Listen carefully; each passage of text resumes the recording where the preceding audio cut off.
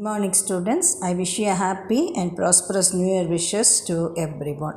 Let's start this year with new hope and new resolutions.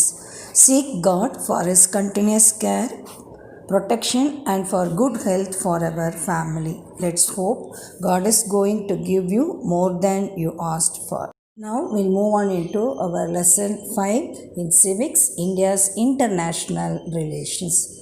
In this lesson, we learn about our policies with neighboring countries and India's relations with international organization and imbibe the value of India's position among world countries. We'll see one by one. Independent India has been consistently fostering world peace and international cooperations. India would prefer a peaceful, wealthy neighborhood responsive to its own needs and wishes. India has always been known as a peace-loving country and has strived hard to champion the cause of peace in the world. We have a saying that a bad neighbor is a misfortune as much as a good one is a great blessing.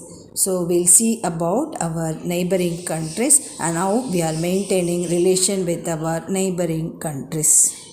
First concept is about India and its neighboring countries. India's position is unique in its neighborhood. India's neighbors had been a part of homogeneous culture prevailing in the Indian subcontinent for last 5,000 years. India is a vast country with Pakistan and Afghanistan to the northwest, China, Nepal and Bhutan to the north, Bangladesh to the east, Myanmar to the far east, Sri Lanka in the southeast, Maldives in the southwest. So Sri Lanka and Maldives are the two countries that lie close to India and separated by Indian Ocean. India has cordial historical, religious, economic, ethnic and linguistic relationship with all of these countries. Okay, so India, it's covered by Pakistan and Afghanistan in the northwest, China, Nepal, Bhutan to the north, Bangladesh in the east, Myanmar to the far east, Sri Lanka in the southeast and Maldives in the southwest. So you can refer a map in page number 278 for this. This is about the neighboring countries of India. Now we'll see how we are maintaining relationship with India and Afghanistan. Afghanistan, it is in the northwest of our India. So Indo-Afghan relation was strengthened by the strategic partnership agreement, that is simply it is called as SPA, that provides assistance to rebuild Afghans infrastructure, institutions, agriculture, water, education, health and providing duty-free access to the Indian market. And India helped Afghans in the construction of Salma Dam in the Herat province. India announced 500 scholarship for the children of the martyrs of Afghan security forces in schools and colleges both in Afghanistan and in India. So we are assisting to rebuild Afghans infrastructure, agriculture, water, education, health and we are providing a duty-free access to Indian market. And not only that, we constructed Salma Dam for Afghanistan. So in that way, we are maintaining relation with Afghanistan. And not only that alone, to harness India's sports potential, India has built Kandahar International Cricket Stadium. So it was there in Afghanistan. Then India's self-employed women's association imparts training on sustainable livelihood and to be self-reliant. So for the women's development also we are supporting through our training. So thus India is contributing proactively to the development of Afghanistan in the form of monetary aids and funds. So here monetary means through our money. So with the help of our money, India gives moral support for the development of Afghanistan. How we are maintaining relation with Bangladesh. So Bangladesh is a country in the east of India. India was the first nation to acknowledge Bangladesh because it was known as East Pakistan as an independent country, and India and Bangladesh share the longest land boundary of 4096.7 kilometers. So India and Bangladesh that share the longest land boundary. Then India has plans to implement and propose rail connectivity between Agartala in India and Akura in Bangladesh. So we have a rail connectivity also. Then Bangladesh has granted India road transit facility through its territories from Kolkata to Agartala via Dhaka under BBIN MVA, that is Bangladesh, Bhutan, India, Nepal Motor Vehicle Agreement. That's the meaning of BBIN.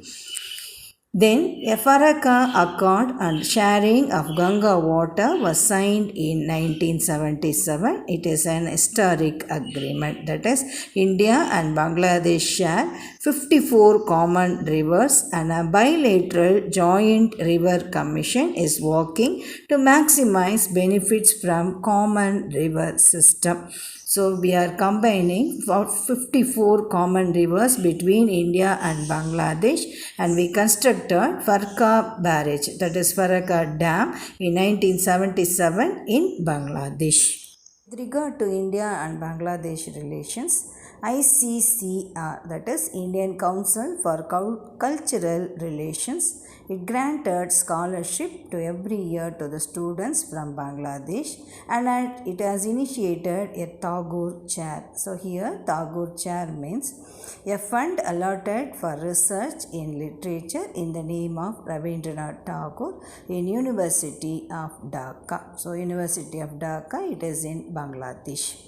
Then both the countries jointly inaugurated the construction of 130 km Bangladesh-India friendship pipeline between Siliguri in West Bengal and Parbatipur in Bangladesh. Through pipeline connection, we connected both the countries for along 130 kilometers.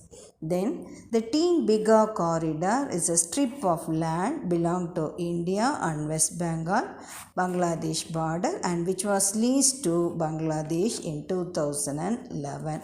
So we lent our land for lease to Bangladesh in 2011. So in that way we are maintaining relationship with Bangladesh. We'll see about Bhutan. Bhutan, a small Himalayan kingdom popularly known as a land of thunderbolt, and also it is one of the poorest countries of the world. Bhutan is considered as the poorest countries of the world. The diplomatic relationship between India and Bhutan were established in 1968 with the appointment of resident representatives of India in Thimphu. Thimphu is the capital of Bhutan. Bhutan is a landlocked nation, that is landlocked nation. So because you know it is one of our neighboring country, and that country is covered by many states and other countries. So it is called as landlocked country.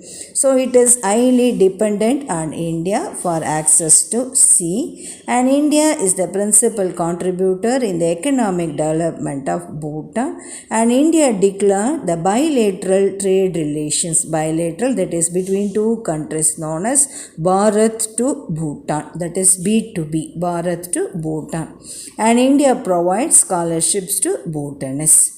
Then the prestigious Nehru Wangchuk Scholarship is being awarded to deserving and talented Bhutanese nationals to undertake studies in selected premier Indian educational institutions. That is, we are allowing Bhutanese to study in Indian institution with our scholarship.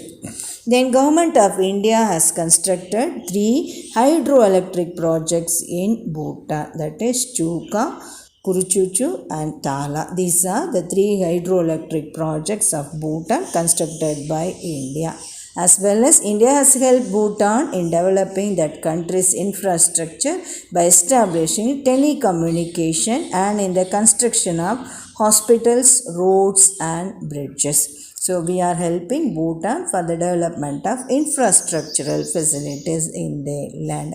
So basically Bhutan is considered as a poorest countries of the world, but we are maintaining a bilateral trade agreement, that is Bharat to Bhutan, and we are providing scholarship for Bhutanese students, and we are allowing them to study in an Indian institution, and we constructed 3 hydroelectric projects for Bhutan. That is about the relation between India and Bhutan. Next one is about India and China. In terms of geographic and demographic dimension, demographic here means population, skilled manpower and civilizational depth, China is the only country in the region which qualifies for comparison with India. So among the Asian countries, we are considering China as the only country qualifying comparison with India. China being the manufacturing hub of the world.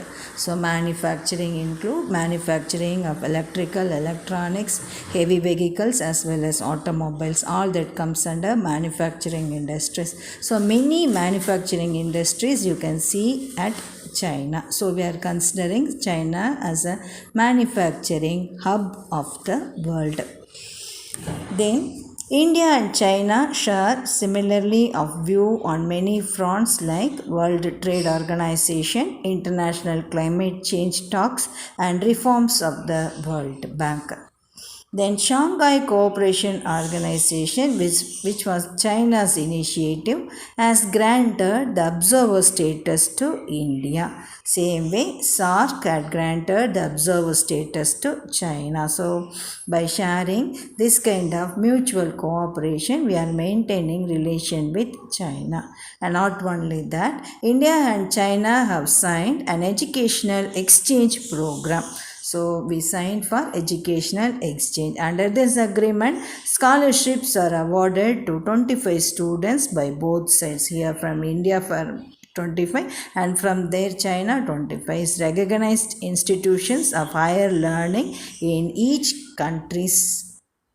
So the 25 students were allowed to study in higher education in the recognized institutions of both countries. So that's the meaning of educational exchange program. Then McMahon line. McMahon line, this is the boundary line between India and China, and it was determined on 1914 at the conference held during the time of British India, Tibet and China. So the representative participated. Then the Secretary of State for India, that is during British cabinet, we have Arthur Henry McMahon. So he represented British India at the conference. So we kept the name as McMahon line. That is the boundary line between India and China. So that is about the relationship between India and China. One is about India and Maldives. Maldives is located south of Lakshadweep Islands in the Indian Ocean.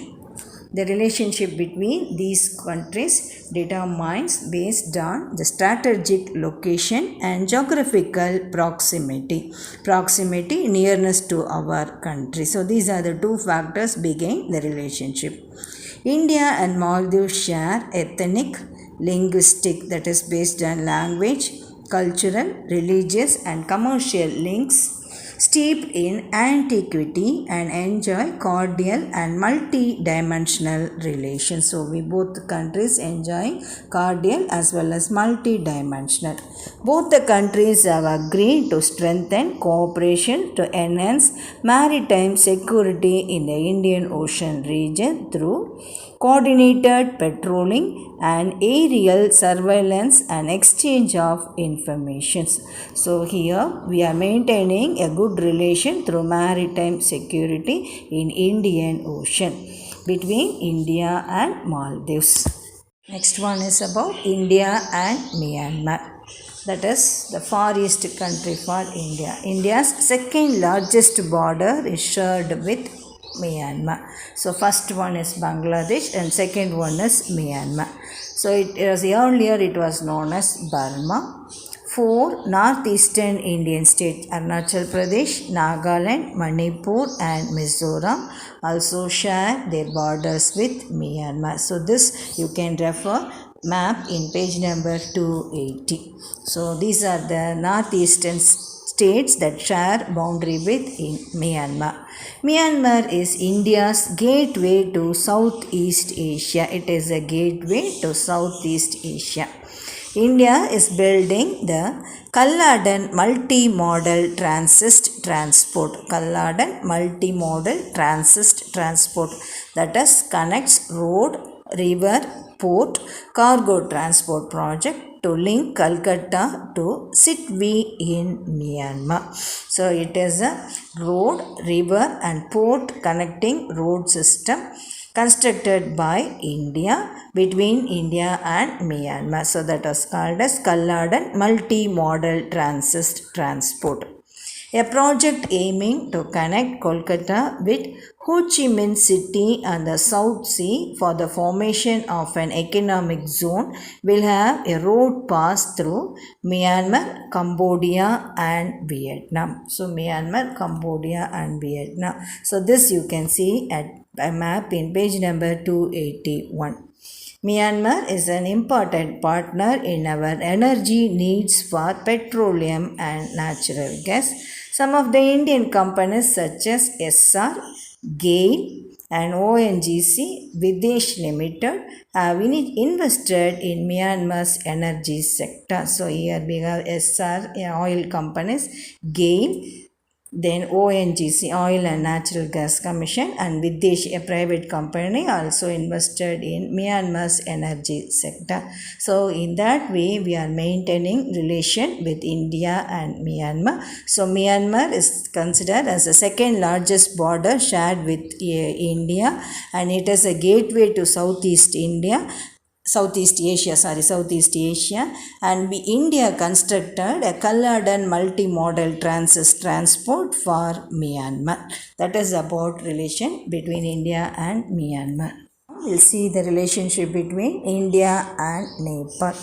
Nepal is a natural buffer between India and China. So buffer means a boundary.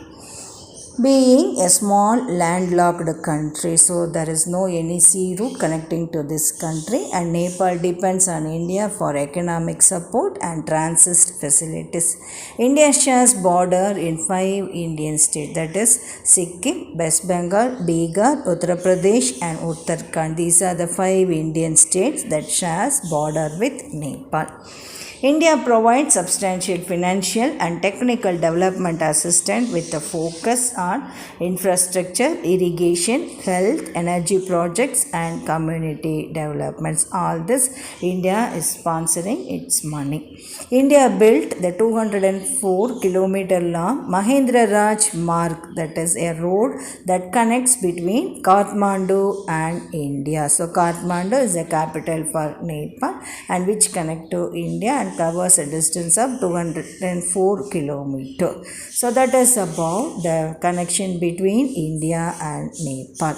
And not only this alone, through pilgrim centers also both the countries are connected. Nepali and Indian people visit each other country for their religious pilgrimage, that is visiting holy places. Pasupati and Janakpur are traditional center in Nepal. whereas Varanasi and 4 dhams, that is 4 in another 4 one, that is apart from Varanasi we got Badrinath, Puri, Dwaraka and Rameshwaram. So these are the some important pilgrimage destinations in India. So Indian people, they visit these Nepali places, and Nepali people, they will visit Indian pilgrimage centers. So in that way we are maintaining relation. That not only that alone, a bond of relations were increased due to India included Nepalese language in the 8th amendment of the constitution. So in the 8th schedule of the constitution, India included Nepalese languages also. Then the government of India and Nepal have signed 3 sister city agreements, that is for twinning of Kathmandu, Varanasi, Lumbini, Bodh Gaya and Janakpur, Ayodhya. That is, in that way they are connecting the city states of Kathmandu from Nepal to here in India, Varanasi, Lumbini, Bodh Gaya and Janakpur and Ayodhya. So in that way an agreement was signed between India and Nepal regarding the construction of road. So in that way we are maintaining relation with Nepal. One is about India and Pakistan. In history, we learned about the reason behind the division of India and Pakistan. That is, during the freedom struggle, difference of opinion arose between Motilal Nehru and Muhammad Ali Jinnah. So Gandhiji made peaceful negotiation with both the leaders, but it ends in failure.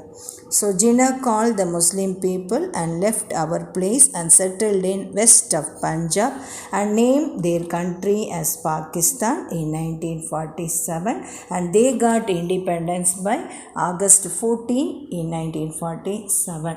So since the bifurcation of territory, the two nations have had strained relationship due to disagreement over number of key issues. So all the time there is a disagreement arise between India and Pakistan that strained our relationship. Terrorism remains our core concern in the relationship with Pakistan. Pakistan has been antagonistic, showing angry and showing dislike when maintaining relationship with India. But India has made extreme efforts to improve and stabilize relationship with Pakistan. Then the cross-border firing between India and Pakistan and terrorist attacks combined have taken its toll on the Kashmiris.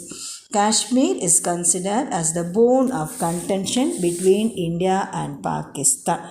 That is, the Pakistani people, they sent terrorists to attack our Indians at Kashmir. So we are considering Kashmir as a bone of contention between India and Pakistan, and both the countries, they have an open clash at many times. So regarding this enmity between India and Pakistan, UNO, USA, British India is try to make peaceful relation between India and Pakistan. So the world countries are trying. We'll hope for the best. That is about the relationship between India and Pakistan.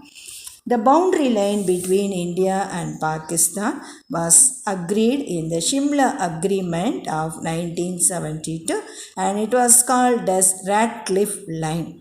Radcliffe Line, that is, he was a chairman of the Border Commission, and it was called as LOC, that is, Line of Control. That is, a ceasefire line determined in 1945 was called as LOC after 1972. So the line was called as LOC, Line of Control. That is, we are controlling both the countries. So in that way we kept the name. So that line was called as Radcliffe Line during the time of 1947. That is about India and Pakistan. We'll see the relationship between India and Sri Lanka. India has cultural, historical and religious ties with Sri Lanka, and the Sri Lanka is separated from India by Pak Strait in Indian Ocean. India and Sri Lanka have shared excellent trade relations, committing to each other in both bilateral free trade agreement as well as developing interactions through SAARC. The relation between India and Sri Lanka can generally be termed as friendly, but except for the brief spell in which the Tamil ethnic problem cast its shadow on the relationship between the two countries. So in Sri Lanka, a clash arose between the Sinhalese and the Tamil people, and during that time, a strained relation arose between India and Sri Lanka. India is among the top investors in Sri Lanka, and its investments are in diverse areas including petroleum, retail, IT and real estate, telecommunication and tourism. So Indians are invested in Sri Lanka in the many highly developed industries of Sri Lanka. Then the Brandix that is a government city in Visakhapatnam, then Moss Holdings, John Keel's, Haley's, then other investments and the freight service and logistics sector. These are the Sri Lankan investments in India. The Sri Lankan people, they invested in India.